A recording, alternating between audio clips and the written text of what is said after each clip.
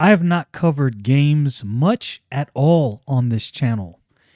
I think most people who read comic books are also into video games. You might not be a, I don't know, really consistent gamer. There are some comic book readers that are consistent gamers, but I think to some degree, games are part of that whole, I guess, comic book community.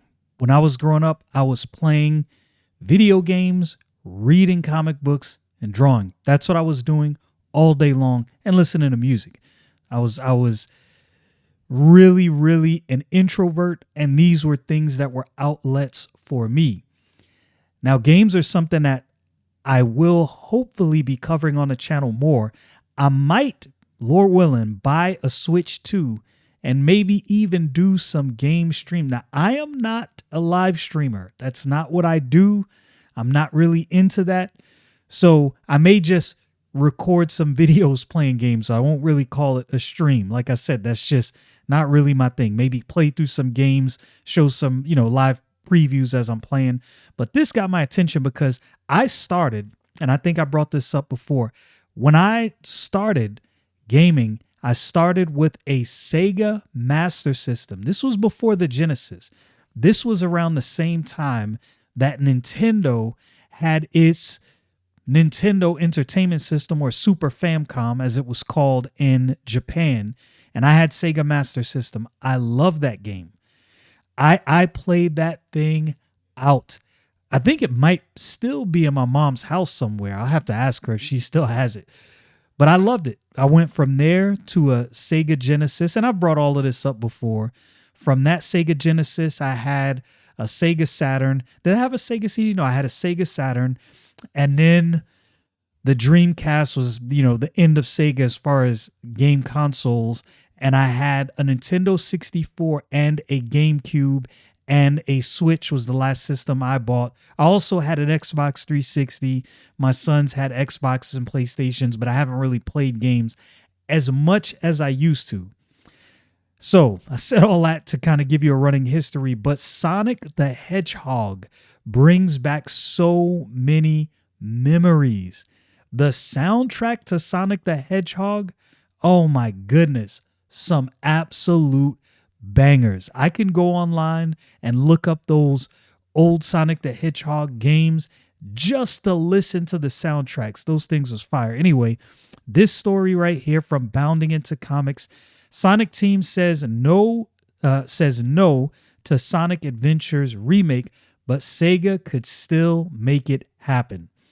In a move that is both admirable and a bit head-scratching considering the sheer amount of relatively easy money being left on the table, Sonic Team has admitted that the main reason behind the current lack of Sonic Adventure remakes is not money, time, or lack of support from Sega or Sonic the Hedgehog fans, but rather their own lack of interest in making them. Yo, that is one of the wildest comments I have ever read in any article from a team such as this. You know there's fan interest. You know there's money on the table for this, but you're just not interested in making it. Now I get it. You as a developer, you have certain things you want to make, and it may be something that the fans aren't necessarily into at the time, right? We all have our self-interest. But I think, I don't know, if I was in this position, in my mind, I would say, you know what? The fans want this, and even though we lack interest, let's go play some old Sonic games and kind of get the juices flowing. Get into that Sonic the Hedgehog atmosphere. This is one of the greatest games, one of the most fun games that I've ever played is Sonic the Hedgehog. I remember, like I said, on my Genesis, Sonic was definitely going down. Sonic Team's disinterest in revisiting either of the Blue Blur's Dreamcast outings or their respective enhanced Nintendo GameCube releases, Sonic Adventure DX and Sonic Adventure 2 Battle, was confirmed by their original director, Takashi Iizuka, who since 2008 has served as the studio's top boss during a recent interview given to the BBC regarding his team's latest release, Sonic Racing Cross Worlds. It's just, I cannot get it out of my mind that they have no interest in making this Sonic game. Like I'm mind boggled. I'm mind boggled, especially there's money to be made and the fans want it.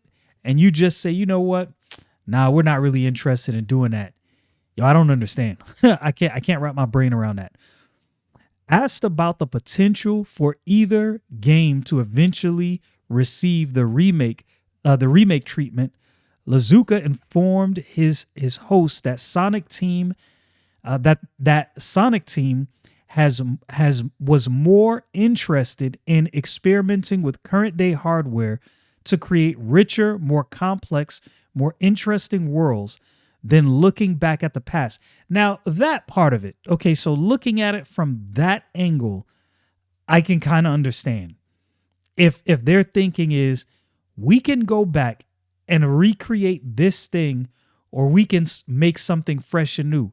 I say, why not do both?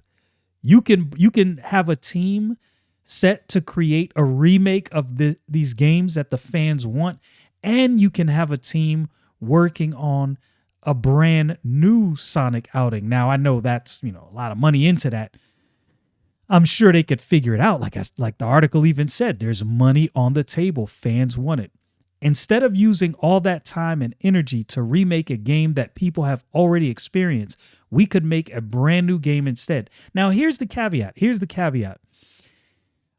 I can understand this from the standpoint if they have something in mind that is so incredible that they're like, we know the fans want this, and maybe we can do that at a later time. But this thing we're working on right now, the fans will absolutely love. If that's the case, I'm with it. I think the team is really interested in making in taking that same amount of time and energy and effort to really bring a new experience to the players. I gotta say, I can understand that. When I first started reading the article, I was like, what? You gonna leave this money on the table? But understanding if I have worked on this game, a lot of these are veteran developers. Some of them are probably new on the team. They've already done that. They want to move on to some new things. I can understand that sentiment right there. However, while Sonic Team may not have plans to revisit Sonic's first proper 3D adventures, Lazuka clarified that this did not mean no one ever would. Okay, a little clarification. So maybe they kind of have in mind what I was saying. As on Sega's end, if they wanted to, if they don't have it in their capacity as a team, they can always outsource it to lots of talented people who are big Sonic fans that could do it justice. And there we go. There we go. That, in my opinion, that is the answer. Everyone is served in this right here. And in adding one more speed bump to the Sonic Adventure duology's potential second win, the Sonic team's boss noted that Sega was currently trying to find a balance between doing new things and doing old things in order to make sure that they are a company that's looking ahead and not just being a company that's relying on its past. I feel that right there. I gotta admit, going into this article a little more, my initial comments were a little harsh because I can actually understand the sentiment and exactly what they're getting at. Like, we don't want to just be a nostalgia company. We want to be a company doing new things. Imagine if there was no new Zelda. We wouldn't have Breath of the Wild or Tears of the Kingdom. Breath of the Wild is arguably one of the one of the greatest Zelda games ever made, one of the greatest RPGs ever made. Zelda and Final Fantasy. I would say Breath of the Wild and Final Fantasy VII for me, as far as RPGs that came out and just had an insane impact, I would put those two RPGs at the top, like the pinnacle of RPGs. Somebody in the comments, let me know what's your pinnacle. While the BBC's question and Iizuka subsequent answer centered on the Sonic Adventure series, Sonic Team's forward-facing philosophy likely applies to all of his past games, including those entries that could use a remaster or at the very least a substantial tightening up of their control and gameplay, like Sonic Heroes, Shadow the Hedgehog, or either of the Nintendo Wii's exclusive storybook games, Sonic and the Secret Rings and Sonic the Black Knight. And sadly, this also means that we are unlikely to see any past titles given the collection treatment. In particular, the Sonic Advance Sonic Rush series and the franchise Sonic Riders, Sonic Rivals racing outings. Regardless of what lies in store for Sonic and his friends, Sega and Sonic Team's new Sonic Racing Crossworld, both now available and good, a welcome change of pace, for both the genre and the fastest thing alive. I think they can do it.